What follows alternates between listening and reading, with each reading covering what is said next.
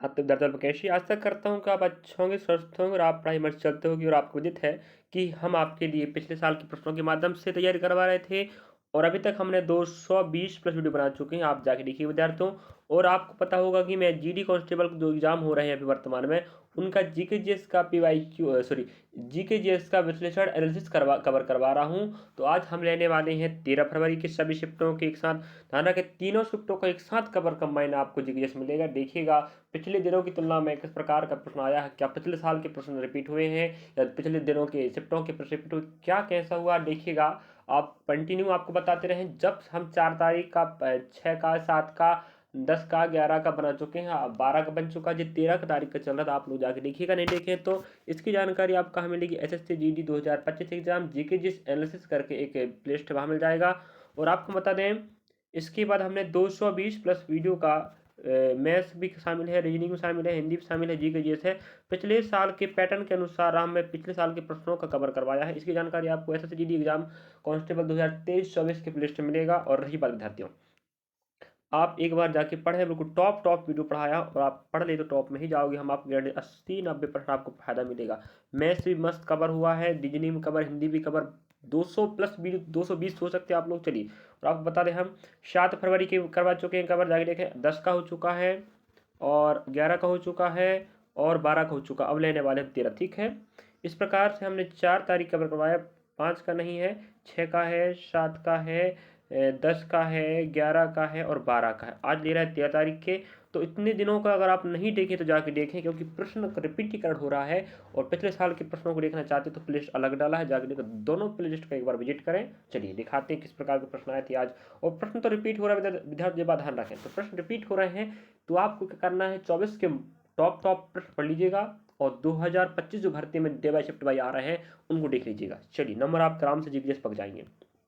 देखिएगा, लास्ट तक बने रहेगा, देखना किस प्रकार के प्रश्न आ रहे हैं। और आपका एग्जाम था 13 फरवरी को, तो आप लोग बताइए क्या हम गलत तो नहीं दे रहे जानकारी, या आगामी दिन में आप एग्जाम है तो मान लो आप लोग हमें कमेंट बॉक्स में बताइएगा एग्जाम आपका कब है। चलिए, और प्रथम पंचवर्षीय योजना किस मॉडल पर आधारित था, तो हेरोल्ड डॉमर मॉडल जो चला था मेरे विद्यार्थी 1951। ध्यान रखें, पहली भर्ती पूछ चुका है। अगला प्रश्न देखिएगा, राज्य महाधिवक्ता में से संबंध अनुच्छेद कौन सा है। तो राज्य में एक महाधिवक्ता होता है जो राज्य सरकार की तरफ से वकील जिसे कह सकते हैं आप लोग, वो हमें आर्टिकल नंबर 165 मतलब 165 अनुच्छेद हमें इस जानकारी मिलती है। ध्यान रखें, अनुच्छेद का भी प्रश्न पूछ रहा है, भाग का प्रश्न पूछ रहा है, मौलिक कर्ता मौलिक अधिकार का प्रश्न पूछते चल रहा है। टी वाला सरस्वती का संबंध किस शास्त्रीय नृत्य से, तो वो रहेगा भरतनाट्यम का। और आपको पता है भरतनाट्यम तमिलनाडु का प्रसिद्ध शास्त्रीय नृत्य में से एक है और भारत का सबसे पुराना शास्त्रीय नृत्य है 8 में से। अर्जुन अवार्ड 1961 में पहली बार कितने लोगों को दिया गया था, आपको पता है कि अर्जुन पुरस्कार हमारे भारत में खेल जगत में दिया जाने वाला पुरस्कार है और यह स्थापना 1961 में हुआ। ध्यान रखें, और पहली बार 20 लोगों को दिया गया था, खेल के क्षेत्र ध्यान दिया जाता है। चलिए, इस प्रकार से अगला प्रश्न देखेंगे। इस प्रकार का प्रश्न पूछा था, पोंगल किस राज्य का त्यौहार है, ये पूछ रहा है। तमिलनाडु का रहेगा, राजधानी आपका चेन्नई है जिसका प्राचीन नाम मद्रास है। और अगला प्रश्न देखिएगा, बेगम अख्तर का संबंध किससे है, तो आप ध्यान रखें, भारत की प्रसिद्ध गायिका थी जिन्हें दादर जिसे जानते, दादर ठुमरी गजल में महारत हासिल था। मतलब इन्हें तीनों चीज़ों में बहुत एक्सपर्ट थी कह सकते हैं आप लोग। महारत मतलब वही होता है जो जान पाड़ हो। दादरे आता था, ठुमरी आता था, गजल आता था, कौन, बेगम अख्तर। याद रखेंगे। चलिए, अगला प्रश्न हमें कहता है, भारत में सबसे कम जनसंख्या वाला धर्म कौन सा है। तो यहाँ पर ध्यान रखें, बौद्ध धर्म की बात करें तो 0.70% है और जैन धर्म की बात करें 0.40% और इससे और कम है पारसी धर्म। तो ऑप्शन भी डिपेंड करता है कि ऑप्शन क्या दिया था। और सबसे अधिक तो आपको पता है किस धर्म की जनसंख्या, हिंदू धर्म की। भारत में सबसे अधिक हिंदू धर्म की जनसंख्या है। चलिए, अगला प्रश्न देखिएगा, वह राजा कौन था जिसने काशी और कौशल को जीता था। तो ये थे मगध के राजा अजातशत्रु, जो हर एक वंश के राजा हुआ करते थे। और इनके पिता का नाम पता है, बिंबिसार। क्या था मेरे विद्यार्थियों, बिंबिसार, बिंदुसार नहीं, बिंबिसार। और ये मगध आप जानते हैं 16 महाजनपद हुआ करते थे, उनमें से एक था मगध जो बहुत शक्तिशाली व धन दौलत से संपदा से भरपूर था। वही राज किया करते थे हर एक वंश के राजा अजातशत्रु। और आपको पता है इनके पिता का नाम क्या, बिंबिसार। बिंबिसार को मारकर ये अपनी राजगद्दी पर बैठे थे, समझे। अगला, राजश्री सिरके, लास्ट तक बने रहेगा, भगना नहीं है, इसमें आप घाटा हो जाएगा। हम बात बोल रहे हैं प्रश्नों को डे बाय देखते रहें। अगर आपका आगामी दिन में भर्ती परीक्षा है तो देखिए बहुत बेनिफिट मिलेगा। राजश्री श्री का संबंध किस शास्त्रीय नृत्य से बोल रहा है, तो कथक रहेगा। उत्तर प्रदेश का प्रसिद्ध नृत्य है, या जिसे हम उत्तर भारत का भी कहते हैं कि नहीं। अगला प्रश्न में कह रहा है मनरेगा, जिसे हम बोलते हैं महात्मा गांधी राष्ट्रीय ग्रामीण रोजगार योजना, कितने दिनों का रोजगार मिल दिया जाता है, 100 दिन का। एक बात ध्यान विद्यार्थियों, मनरेगा जिसे हम कहते हैं, जे 2024 में भी प्रश्न पूछा कितने दिन को रोजगार दिया जाता है, इस बार फिर पूछ लिया। वही तो कह रहे हैं, पिछले साल के प्रश्न देखना चाहते जाके देखें, विश्वास है तो जाके देखें, पढ़िएगा। भारतीय संविधान का अनुच्छेद 44 का संबंध किससे, तो आर्टिकल भी अब पूछ रहा है, देखिएगा। अभी 165 हमने बताए थे महाधिवक्ता के बारे में बताता है। अगला हमें पूछ रहा है आर्टिकल 44 ये बताता है समान नागरिक से यूसीसी यूनिफॉर्म सिविल कोड जिसे कहते हैं, समान नागरिक संहिता, मतलब पूरे सब कुछ समान अधिकार दिया जाएगा जितने भी नागरिक हैं, ये कहता है यूसीसी। और यूसीसी लागू अब तो उत्तराखंड में हो चुका है, ध्यान रखें, यूके में, और धीरे धीरे हर राज्य में हो जाएगा। और सर्वप्रथम लागू करने वाला आप कहें गोवा, मतलब गोवा पहले एकमात्र राज्य था जहां पर समान नागरिक संहिता 44 लागू था, ध्यान रखें।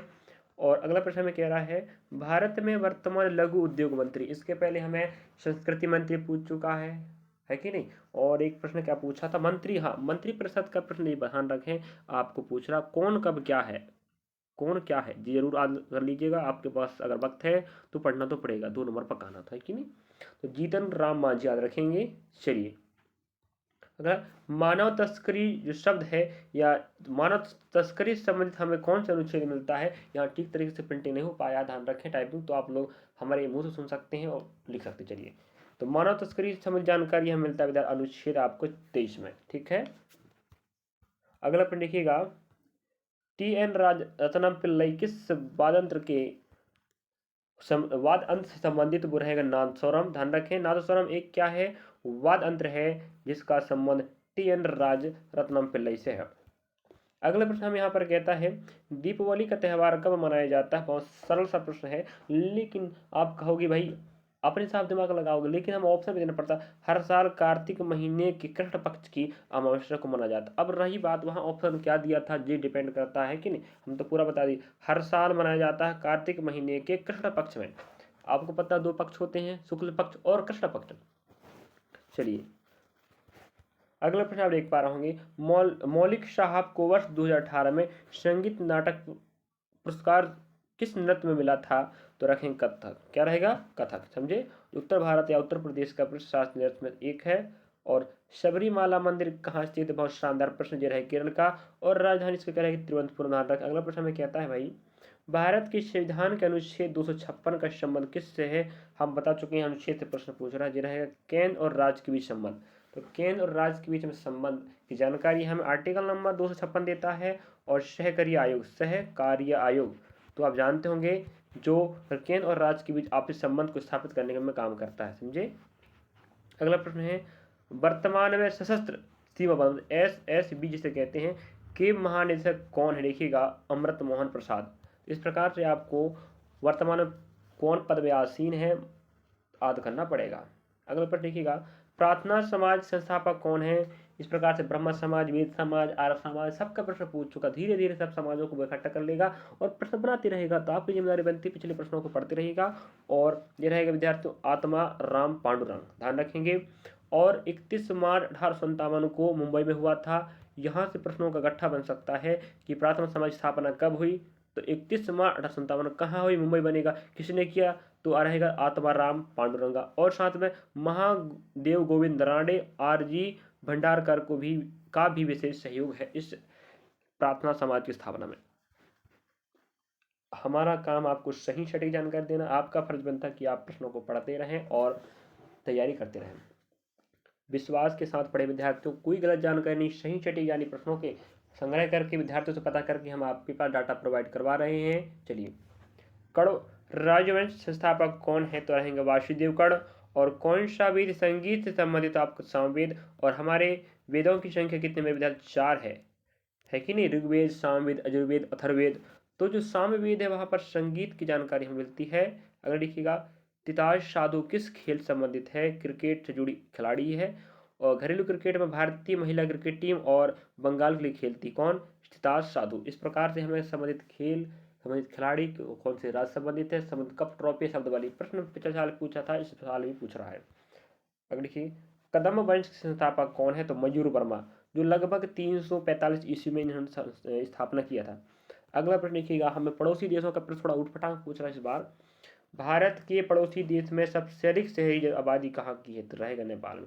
सबसे ज़्यादा शहरी आबादी की बात हो रहा है, तो मतलब जहाँ जनसंख्या है उसके हिसाब से सबसे ज़्यादा लोग शहरों में निवास कहाँ करते हैं, नेपाल में। और राजधानी आप पता है काठमांडू है कि नहीं। चलिए अगला प्रश्न हमें यहाँ पर कहता है, यदि कोई पिंड स्थिर गति से घूम रही है तो उसका त्वरण क्या है। जब भाई कोई पिंड स्थिर गति से घूम रही है तो उसका मतलब होता है उसका त्वरण क्या है, शून्य रहता है। समझिए फिजिक्स का प्रश्न आए, ध्यान रखें। अगला प्रश्न, समुद्र से जल वाष्पीकरण की प्रक्रिया क्या है। भाई नमक निकालना या नमक बनाना। जब आप समुद्र से जल निकालो और उसका वाष्पीकरण करोगे तो जो बचता है तो नमक निकलता है। तो मतलब क्या कर रहे हो आप, नमक बनाना काम कर रहे हो। ऑप्शन क्या दिया था ये डिपेंड करता है। अगला प्रश्न देखिएगा, कौन सा अनुच्छेद 14 वर्ष या उससे कम आयु के बच्चों को कारखाने इत्यादि पर काम करने पर रोक लगाने का विरोध करता, तो रहेगा आर्टिकल नंबर 24। तो 24 कहता, अभी हमें एक प्रश्न पूछा था, कौन सा पूछा शायद 22, हाँ 23 में कह रहा था मानव तस्करी नहीं कह रहा था वो।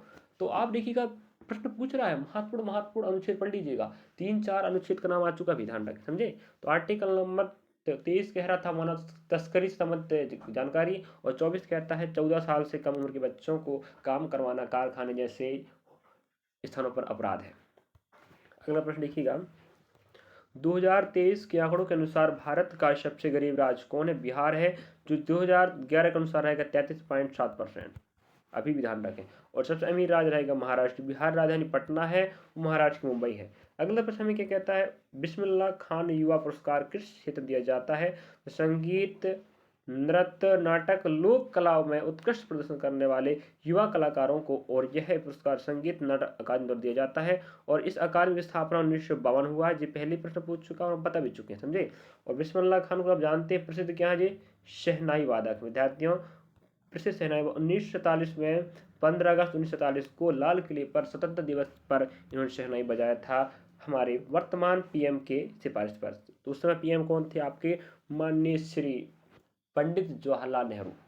भारत में वर्तमान वाणिज्य एवं उद्योग मंत्री कौन है, तो रहेगा पीयूष गोयल। अभी हमने बताए थे मंत्री का, याद कर लीजिएगा। देखिएगा यहाँ तीनों शिफ्टों को हम एक ही वीडियो में कवर कर रहे हैं, अलग अलग शिफ्ट बनाते हैं, अलग अलग वीडियो बनता है तो अलग देखना पड़ता है, ढूंढना पड़ता है। तो आपका करना, प्ले लिस्ट में आप सीधे जाइए और सिर्फ डेट देखना है, शिफ्ट आपको नहीं देखना। शिफ्ट आपको तीनों शिफ्ट एक साथ कवर होंगे, समझे।